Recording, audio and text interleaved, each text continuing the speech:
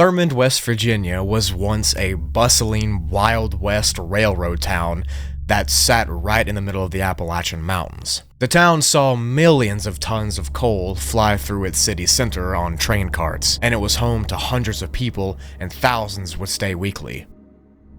There were massive hotels, lively social events, coal miners, and apparently the longest-lasting poker game of all time, which took 14 years to complete. Pretty much everything you'd want in an abandoned old town, and now just 5 people call this place home. This is the story, legacy, and abandonment of Thurmond, the Wild West town of the Appalachian Mountains.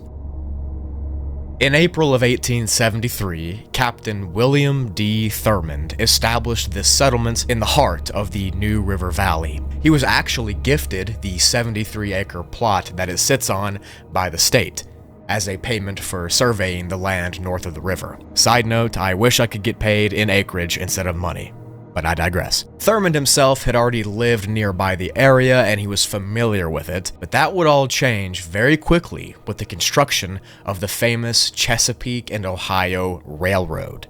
The railroad began at the Atlantic Ocean and would run all the way to the Ohio River, and just as it happens, the Thurmond area set right in its way. In 1888 and 89, just a couple hundred yards away from the Thurmond small community, the railroad company built a rail bridge over the New Little River. With this railroad, of course, comes trains, and with trains comes business. Later in 1888, a post office was opened near the bridge, and soon thereafter, coal mines around the area began to operate using these train tracks to their advantage. After this, the rest is history.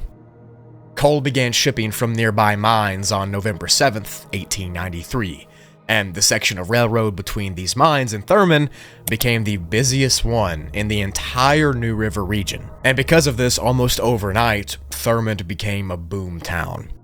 To house the workers that came through and the tourists that rarely came by, the Hotel Thurmond was built by the tracks in 1891. The hotel had 25 simple rooms and not much else to say about it because it burned down in 1899.